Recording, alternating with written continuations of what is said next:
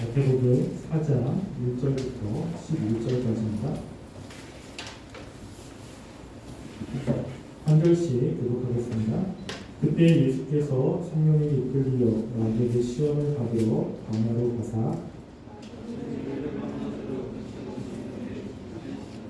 시험하는 자가 예수께 나와서 이르되 네가 만일 하나님의 아들이었거든 명하여 이 돌들로 떡덩이가 되게 하라.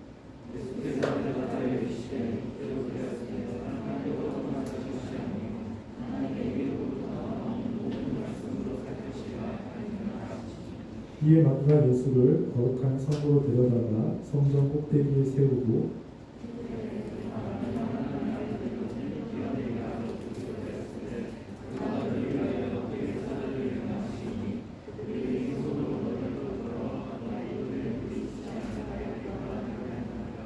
예수께서 이르시되 또 기록되었을 때 주 너의 하나님을 시험하지 말라 하였느니라 하시니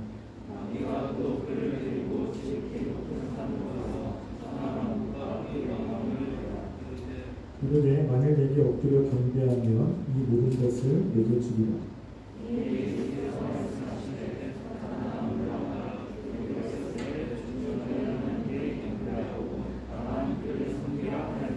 읽겠습니다. 이에 마귀는 예수를 떠나고 천사들이 나와서 수종합니다. 아멘. 예수님께서 공생애를 시작하시기 전에 마귀에게 시험을 당하셨습니다. 이 시험을 당한 것은 하나님께서 그렇게 하라고 허락했기 때문입니다. 그래서 예수님께서 이 시험을 말씀으로 다 이기시고 공생애를 시작하신 것이죠. 만약에 예수님이 이 마귀의 시험에서 그 시험에 이기지 못했다면 예수님은 우리를 위해서 메시아로서 이 땅에서 사역을 감당할 수 없습니다. 맨 처음 아담과 하와가 마귀의 유혹에 넘어가 죄를 진 것처럼 예수님도 마귀의 시험에 넘어가 죄를 진다면 예수님은 구원자가 될 수 없습니다. 예수님께서는 이 마귀의 시험을 꼭 이기셔야 된 것이죠. 하나님도 예수님께서 이 시험을 통해서 그 어려움과 또 힘든 상황을 이기기를 원하시는 마음이 있었고 하나님께서 이 모든 것을 허락하셨다라고 하는 것입니다. 마귀가 예수님을 시험했다면 우리도 마귀는 우리를 시험할 것입니다. 우리가 신앙생활을 할 때 주님의 일을 잘 감당하기 원한다면 마귀의 유혹과 시험을 이겨야 되는 것입니다. 마귀가 나를 힘들게 만들기 때문에 나는 지는 것이 어쩔 수 없습니다. 나는 마귀가 자꾸 유혹하니까 나는 마귀 때문에 넘어졌습니다. 라고 하는 핑계는 우리에게 하나님께서 원하시는 모습이 아닌 것입니다.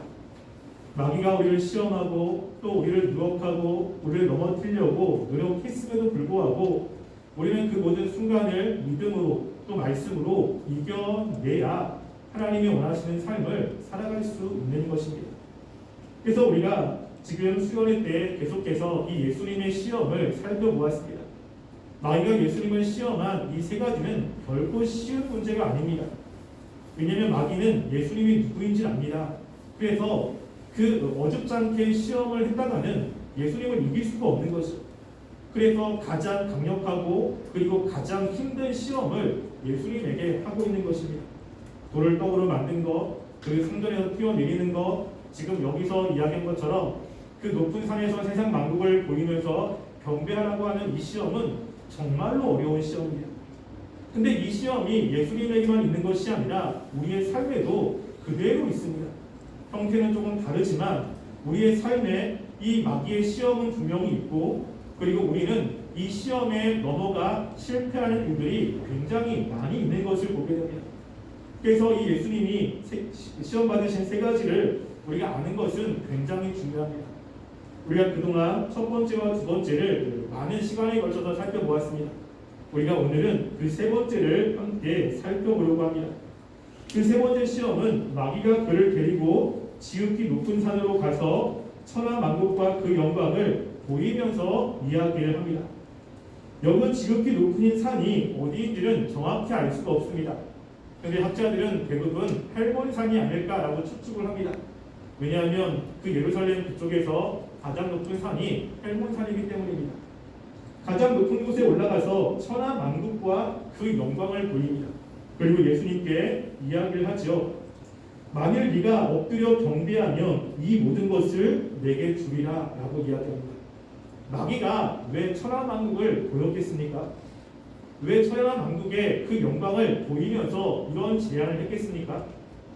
무엇인가 이렇게 한 데는 이유가 있습니다. 왜냐하면요, 사람은 보는 것에 굉장히 약합니다. 우리는 외적으로 보여지는 것에 영향을 많이 받고, 그리고 보여지는 것 때문에 넘어지는 경우가 되게 많아요. 그래서 하나님께서 사무엘상 16장 17절에 보면 사무엘에게 이렇게 이야기합니다. 사무엘을 이제 하나님이 택하신 그 왕에게 기름 부으라고 할 때, 사무엘은 그 이새의 아들들을 보면서 그들의 건장하고, 그리고 그들이 용사같이 생겨서 야, 과연 하나님이 이 사람들을 왕으로 삼았겠구나 라고 했는데, 하나님이 그때 사무엘에게 이렇게 이야기합니다. 사무엘상 16장 7절에 보면 여호와께서 사무엘에게 이르시되 그의 용모와 키를 보지 말라. 내가 이미 그를 버렸노라. 내가 보는 것은 사람과 같지 아니하니 사람은 외모를 보거니와 나 여호와는 중심을 보느니라 라고 이야기합니다. 사람은 외적으로 보이는 것에 굉장히 중요성을 갖습니다. 그래서 외적으로 든든하게 보이면 뭔가 용사 같고, 뭔가 외적으로 아름답게 보이면 뭔가 혹하는 일들이 사람에게는 있죠. 그래서 재판을 할 때도 하나님은 이 사람의 속성을 알기 때문에 재판할 때 그의 외모를 보지 말라라고 이야기를 합니다. 우리는 보이는 것에 굉장히 약합니다. 그래서 이 마귀가 예수님을 시험할 때 그냥 시험한 것이 아니라 천하만국을 다 보여준 겁니다. 그리고 천하만국의 그 아름다움을 다 보여준 거죠. 그래서 사람들이 가지고 있는 그 지위와 그리고 아름다움과 그 인기와 이 모든 것들, 세상의 아름다움을 지금 예수님에게 보여준 것입니다. 그래서 보여주면서 절하라고 이야기를 하는 거죠. 실제로 이 역사상 이 보는 것 때문에 말씀대로 제대로 살지 못하는 일들이 상당히 많습니다. 하나님께서 이 세상을 가장 먼저 심판했을 때, 그때가 언제입니까? 그때는 노아 시대죠. 그런데 노아 시대가 왜 그렇게 타락한지 아십니까? 노아 시대가 왜 그렇게 타락했는지에 대해서 창세기 6장 1절부터 2절이 기록을 하고 있습니다. 창세기 6장 1절부터 2절 말씀을 볼까요?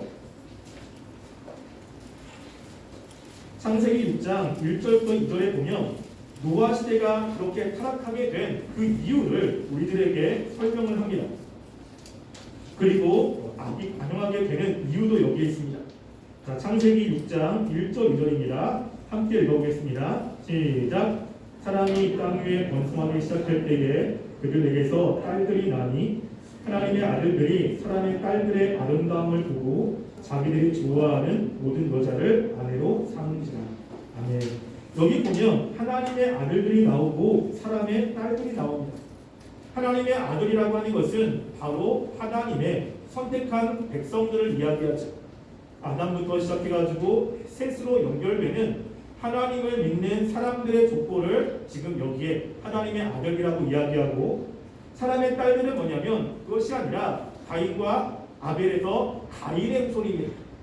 즉 하나님께 버림받은 사람의 족보를 이야기합니다. 그런데 그 하나님께 버림받은 그 족보 가운데 누가 있냐면 야발과 유발과 두발 가인이 있어요. 이들은 세상의 문화를 창조한 사람입니다.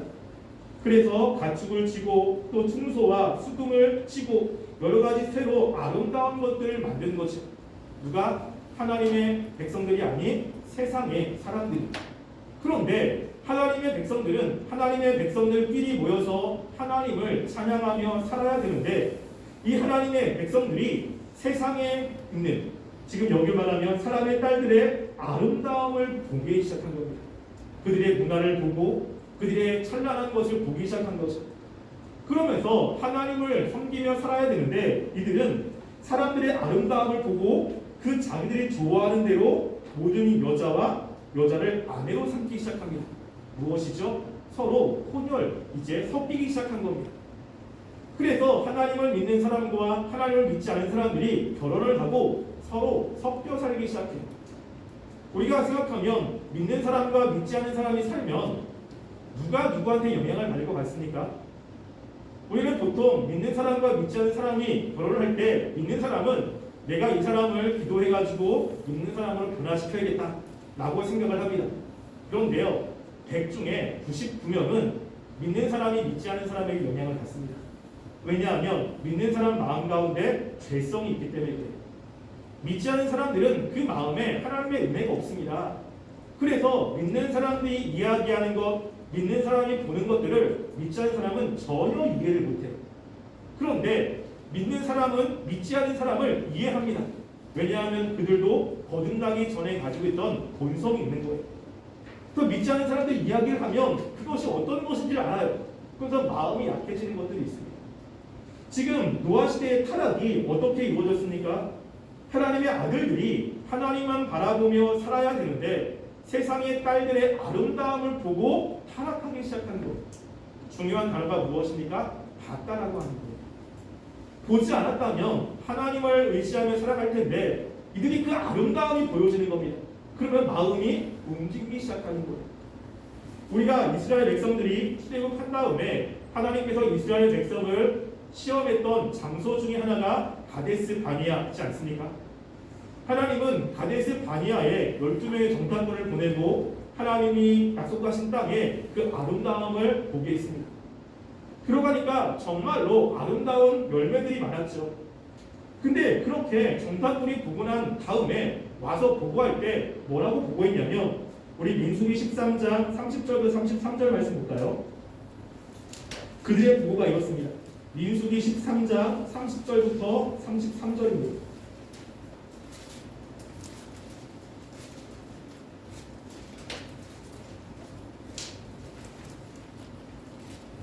우리 한 절씩 교독하겠습니다. 30절. 갈렙이 모세 앞에서 백성을 조용하게 하고 이르되 우리가 곧 올라가서 그 땅을 취하자. 능히 이기리라 하나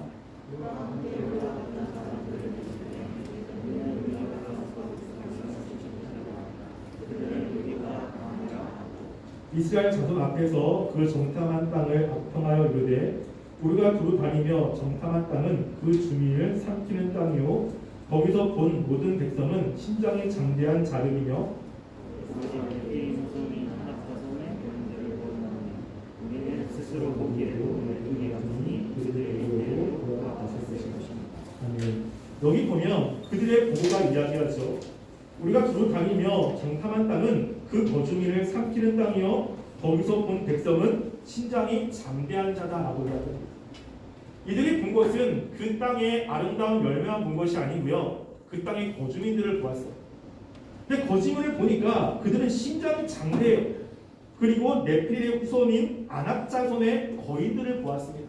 아낙자손은 그 당시에 용사들입니다. 그러니까 자신들은 애굽에서 노예 생활을 하고 나왔는데 가나안 땅에 있는 원주민들은 완전히 용사들인 것이죠. 그들에게 보니까 자신들이 초라하게 보이는 겁니다. 그래서 우리가 스스로 보기에도 메뚜기 같으니 그들이 보기에도 그와 같았을 것이다. 우리가 볼 때 너무 초라한 거예요. 그들의 장대한 그런 모습을 보니까 그것을 보고서 두려움이 생긴 것입니다. 여러분 근데 이스라엘 백성이 출애굽할 때 그들이 어려운 가운데 하나님이 도와주셨잖아요. 자신들의 힘으로 극복한 것이 하나도 없어요. 그 땅도 하나님이 약속으로 주신 것입니다. 하나님이 그 땅을 주시겠다라고 약속을 했기 때문에 가라고 한 거지 이스라엘 백성의 능력, 그들의 전투력 이런 거 가지고 얻겠다고 이야기한 적이 없어요. 근데 뭘 봐요? 하나님을 본 것이 아니라 그들이 가지고 있는 외적인 모습을 본 거예요. 그래서 그들이 하나님이 분명히 약속했음에도 불구하고 우리는 못 들어간다. 우리가 거기 들어가면 죽는다라고 이야기합니다. 여호수아 갈렙이 아니라고 이야기를 해도 이들은 말을 듣지 않습니다. 그들이 본 것이 그들이 본 것을 이야기한 다음에 이스라엘 백성 모든 사람이 거기에 영향을 받아 모두가 다 동일하게 못 들어간다고 이야기를 하죠. 결국에는 그들은 그 가나안 땅에 못 들어갔습니다. 이들이 이 전까지는 계속해서 하나님을 바라보며 왔어요. 근데 그 시험에 이제 가나안 땅을 보고 난 다음에 이들은 야 하나님이 주신 약속의 땅이 정말로 아름다운 땅이구나. 하나님이 약속하신 것이 정말로 참되구나 라고 하며 하나님을 믿고 들어가면 참 좋은데 이들이 들어가서 하나님의 약속이 아닌 그들의 모습을 본 거예요. 그들의 우람을 보았고 그들의 용맹함을 본 거고 그리고 나서 두려움이 생기기 시작한 거예요. 여러분 우리는 이 보는 것에 굉장히 약합니다. 그리고 보는 것 때문에 자꾸 우리의 마음과 신앙이 흔들리게 되는 거예요. 그래서 마귀가 예수님에게 그냥 이야기한 것이 아니라 천하 만국의 아름다움을 보여주고 이야기를 하고 있는 것입니다. 저희 큰애 삼촌이 공군사관학교 원사로 제대했습니다. 그래서 가끔가다 가가지고 이런저런 이야기를 하는데 그 큰애 삼촌이 이런 이야기를 해요. 파일럿들이 연습하는 것 가운데 정말로 많이 연습하는 것이 있대요. 그것이 뭐냐면 이게 비행기가 굉장히 고속으로 날지 않습니까? 근데 보통 딱 육지가 있는 곳을 비행하면 상관이 없는데 이 바다를 비행할 때가 문제인 거예요. 왜냐면 고속으로 비행하다 보면 이 비행기가 뒤집어지기도 하고 뭐 바로 서기도 하고 옆으로 가기도 하잖아요. 그래서 막 하다 보면은 어디가 하늘인지 어디가 바다인지 구분이 안 된대요. 하늘도 파랗고 바다도 파랗고. 그러면 정말로 중요한 것은 계기판을 보고 계기판에서 하늘이라고 하는 곳으로 그 조종 그 키를 올려야 되는데 자꾸만 사람은 계기판이 아니라 내 눈에 보이는 것들을 의지하려고 한대요. 그래서 계기판이 혹시 잘못되면 어떡하지? 계기판이 틀리면 어떡하지? 이런 두려움과 의심이 생겨서 자기가 보이는 대로 그 조종기를 움직이면 100% 사고가 난다고 합니다. 그래서 정말로 많이 훈련시키는 것은 내가 보여지는 것을 의지하지 말고 계기판을 보고 계기판에서 지시한 대로 그 방향키를 움직이라는 훈련을 정말로 많이 한대요. 왜? 보이는 것에 역하기 때문에 그렇습니다. 지금 여기서 보면 마귀가 세상에 있는 것들을 보여주며 그리고 그 영광을 보여줍니다. 그리고 나한테 전하면 내가 주겠다라고 이야기하는 거예요. 마귀는 세상의 그 모든 것이 자기의 통제 가운데 있고 자기가 다스린다라고 지금 보여주면서 이야기를 합니다. 그런데 예수님은 거기에 넘어가지 않죠. 왜 그렇습니까? 하나님은 한 번도 마귀에게 세상을 준 적이 없어요. 마귀가 세상을 다스린 것처럼 보입니다. 마귀의 뜻대로 세상이 움직이는 것처럼 보입니다. 그런데 한 번도 하나님은 마귀에게 세상을 준 적이 한 번도 없습니다. 마태복음 10장 29절에 보면 예수님이 이렇게 말씀을 합니다. 제가 읽어드릴게요. 참새 2마리가 한 아사령에 팔리지 않느냐? 그러나 너희 아버지께서 허락하지 아니하시면 그 하나도 땅에 떨어지지 아니하리라 라고 이야기합니다. 참새가 땅에 떨어지는 것도 누구의 허락이 있어야 됩니까? 하나님의 허락이 있어야 되는 거예요. 예수님이 지금 마귀의 시험 받는 것도 하나님의 허락이 있기 때문에 시험을 할 수 있는 것입니다. 하나님의 허락이 없으면 시험 자체를 못해요. 마귀가 이 세상을 다스리는 것처럼 보이지만 실제 이 세상을 통치하고 다스리는 분은 하나님이라고 하는 것을 예수님은 명확히 알았던 것입니다. 마귀도 지금 하나님이 다스리는 것 거기에 반기를 들 수 없습니다. 우리가 욥기를 보면 잘 알지 않습니까? 그 마귀가 하나님께 와서 욥을 고소합니다. 하나님, 욥이 하나님이 많이 축복을 해주셨기 때문에 하나님을 섬기는 건 아니겠습니까? 하나님이 그래요. 그 마귀에게 이렇게 이야기하죠. 사단이 여호와께 대답하여 이르되 가죽으로 가죽을 욥기 1장 12절에 보면 여호와께서 사단에게 이르되 내가 그의 소물을 다 내 손에 맡기노라. 다만 그의 몸에는 내 손을 대지 말지니라. 사단이 곧 여호와 앞에서 물러가니라 라고 이야기하죠. 하나님께서 사단에게 허락하는 것은 그의 소유를 다 맡긴 거예요. 근데 뭐라고 이야기합니까? 그의 몸에는 손을 대지 말라고 이야기하죠. 사단은 욥의 몸에 손을 댈 수 없습니다. 털끝 하나 댈 수 없어요. 왜냐하면 하나님이 허락하지 않기 때문에 그렇습니다. 또 와서 그 사단이 하나님께 또 도발을 합니다. 근데 하나님께서는 뭐라고 이야기하냐면 그래 그의 몸을 너에게 맡기는데 그의 생명은 해하지 말라고 이야기합니다. 그래서 이 마귀는 욥의 몸을 해하지만 생명은 건들 수 없습니다.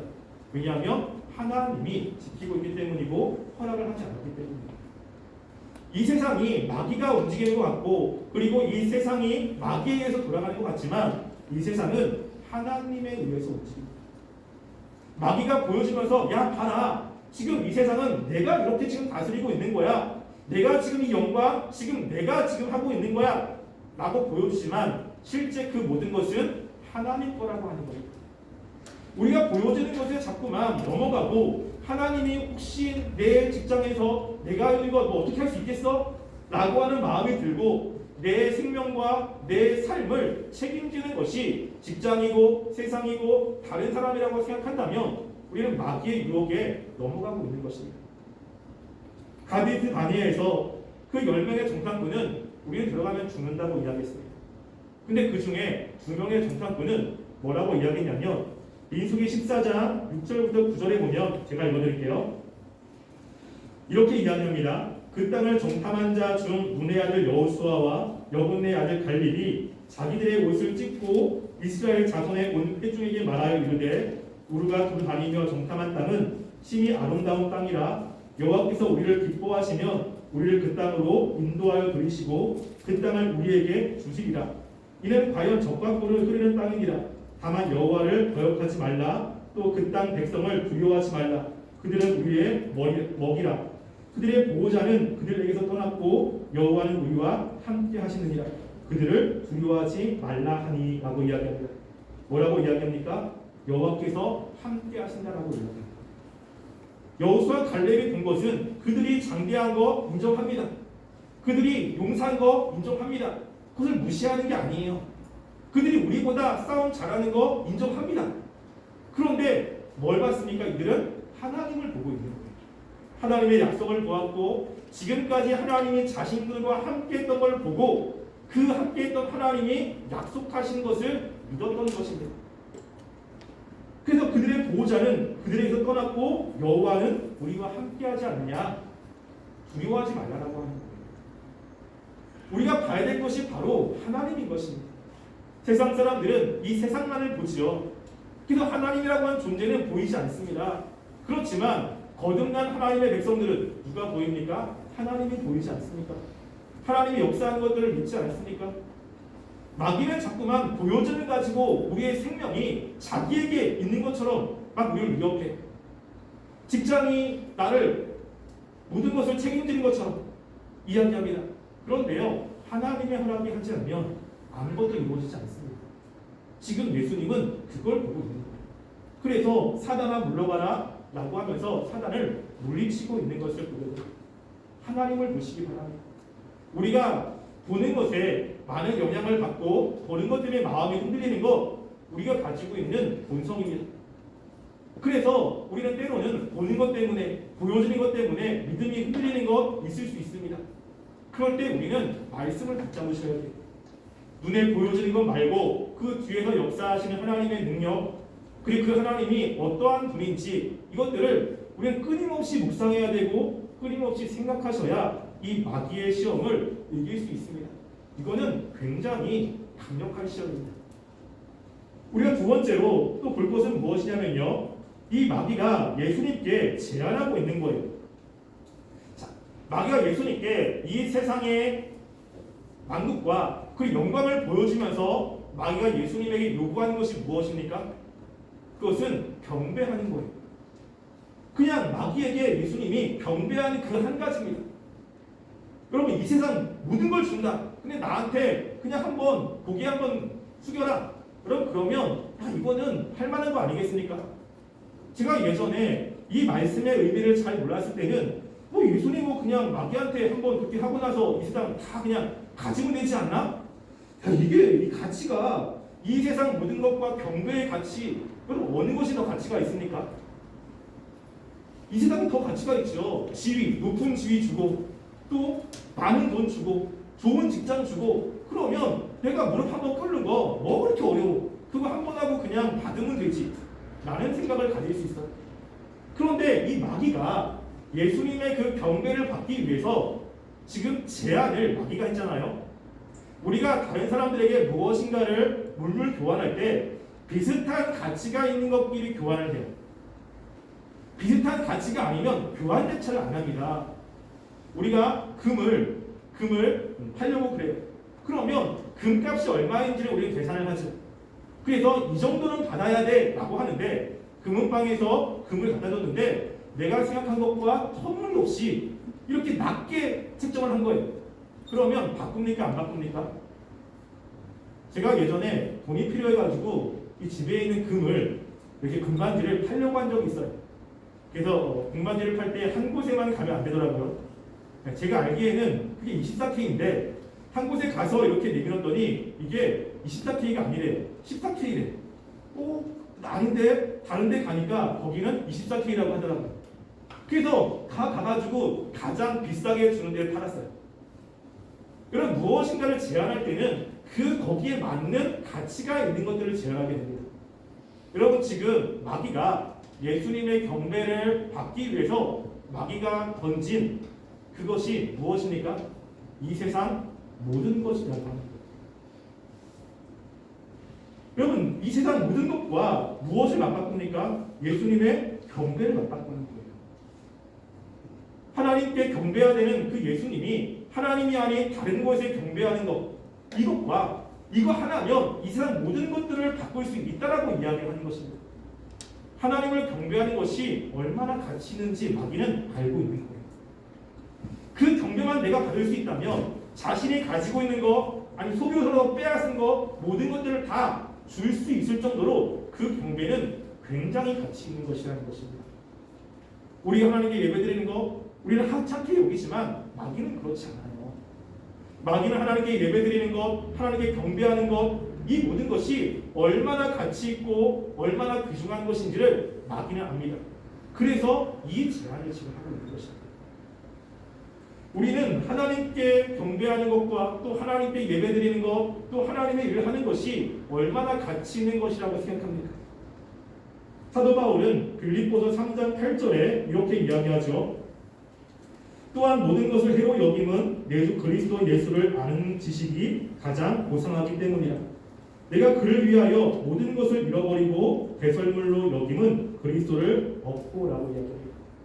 예수님을 얻는 것, 예수에 대한 지혜, 하나님을 알아가는 것, 그 알면 당연히 하나님을 경배하며 하나님을 신뢰하며 나가겠죠. 하나님을 아는 것은 자신이 가지고 있는 모든 것을 배설물로 여길 정도로 가치 있다라고 이야기를 하는 거예요. 그래서 히브리서 11장 24절부터 26절에는 모세는 이렇게 고백합니다. 이 말씀을 찾아볼까요? 히브리서 11장 24절부터 26절입니다.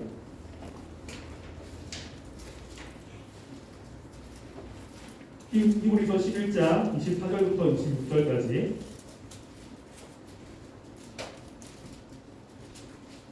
함께 읽어보겠습니다. 시작. 믿음으로 모세는 장성하여 바로의 공주의 아들이라 칭함받기를 거절하고 도리 하나님의 백성과 함께 고난받기를 잠시 죄악의 날을 누리는 것보다 더 좋아하고 그리스도를 위하여 받는 수모를 애굽의 모든 보화보다 더 큰 재물로 여겼으니 이는 상 주심을 알아보리라. 여기 보면 모세에 관해서 이야기합니다. 믿음으로 모세는 이라고 이야기했어요. 믿음으로 하나님을 보고 있는 것입니다. 하나님의 약속을 보고 있고 하나님의 그 위대함을 보고 있는 거예요.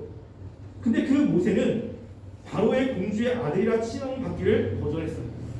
그 당시에 바로의 아들은요, 날아가는 새도 떨어질 수 있을 정도로 굉장한 권세를 가지고 있습니다.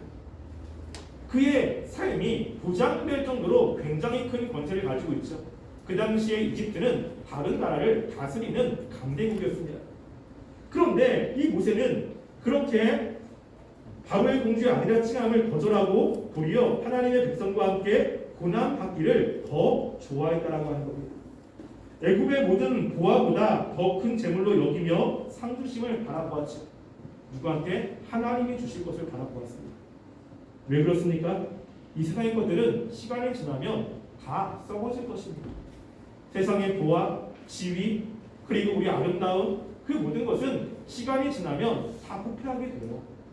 마지막까지 남는 것, 마지막까지 하나님이 보장해 주시는 것, 그것이 무엇입니까? 하나님을 위해서 살아가는 겁니다. 하나님께 경배하는 것이. 우리가 마지막 때에 하나님의 나라에 가면 우리는 천사들과 함께 하나님을 경배하는 삶을 삽니다. 우리가 천국에서의 삶이 가장 아름답고 가장 행복한 삶 아니겠습니까? 가장 가치 있는 것을 하나님은 천국에서 우리에게 주어요. 근데 천국에서의 가장 중요한 삶은 하나님을 예배하며 찬양하는 삶이에요. 계시록에 보면 모든 천군, 천사들이 예수님과 하나님을 찬양하며 살아갑니다. 그것이 가장 가치 있는 삶이라고 합니다. 우리가 이 세상을 살아갈 때 무엇을 가장 가치 있게 여깁니까? 돈입니까? 명예입니까? 아름다움입니까? 이사야 40장 7절부터 8절에는 이런 말씀이 있어요. 풀은 마르고 꽃이 시듬은 여호와의 기운이 그 위에 불미라.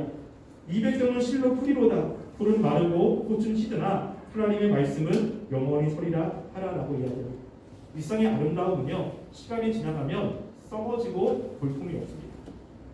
제가 굉장히 좋아하는 꽃이 있습니다. 그래서 저는 한 5월달 정도 되면 그 꽃을 꼭 보러 갑니다. 이게 뭐냐면요, 튤립을 되게 좋아합니다. 그 튤립 색깔이 너무 예쁜 거예요. 노란색, 하얀색, 보라색. 그걸 보면 너무 행복해요. 그런데 튤립이 정말 아름다운 모습을 이렇게 보이지만 한 달 정도 지나면 그렇게 볼품이 없어요. 튤립 어떻게 지는지 아시죠? 저는 튤립 이렇게 표현하는데, 이렇게 있다가 갑자기 꽃이 뚝 떨어져요. 그럼 대만 남는 거예요.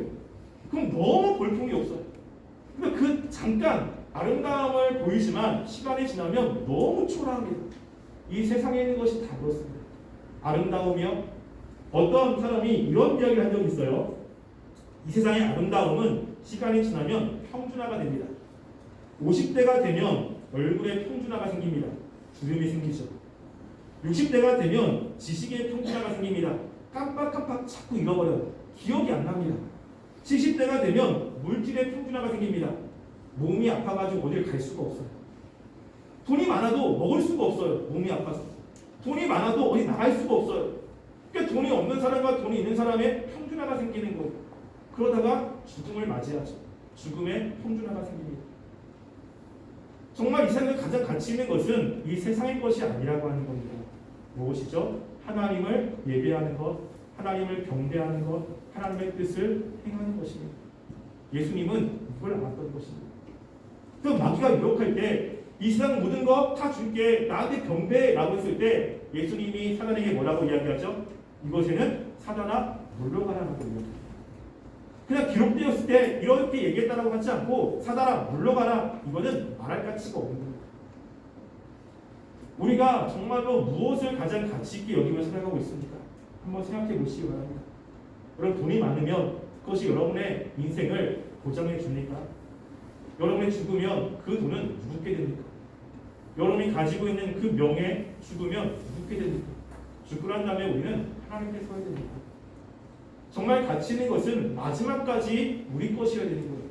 그거는 하나님을 경배하는 것입니다. 우리가 하나님을 경배하는 삶을 최고의 가치로 여기며 살아가는 삶이 되었으면 좋겠어요. 마귀는 그것은 별로 중요하지 않다고 이야기합니다. 봐라, 경배하면 뭐해? 너가 지금 어려운데, 직장에서 그런데, 야, 하나님을 열심히 경배하면 그게 너의 삶을 보장해 주냐? 라고 우리를 속일 수도 있습니다. 근데 우리의 삶의 생사화복은 누구한테 있죠? 하나님께 있는 거예요. 내가 열심히 노력한다고 내 삶이 보장되는 것이 아닙니다. 만약에 그렇다면 열심히 노력했을 때 미래에 대한 불안함이 없어야 돼요. 여러분이 스펙을 많이 쌓습니다. 근데 스펙이 여러분의 삶을 보장해 줍니까? 그러면 여러분이 가지고 있는 스펙이 있으면 여러분 미래가 불안하지 말아야 돼요. 근데 그게 있음에도 불안한 거예요. 왜? 그게 나의 삶을 보장해 주는 것이 아닙니다. 우리의 삶은 하나님에게 있습니다. 그 하나님을 신뢰하며 여러분들이 바라보며 믿음으로 살았으면 좋겠고요. 마귀가 주는 이런 유혹들 우리의 삶 가운데 정말로 많습니다. 그 유혹에 넘어가지 않고 예수님처럼 하나님을 바라보며 말씀을 붙잡고 살아내는 우리 청년들이 되시기를 간절히 소원합니다. 이 앞에 기도하겠습니다. 우리 시간 말씀을 생각하시며 기도했으면 좋겠습니다.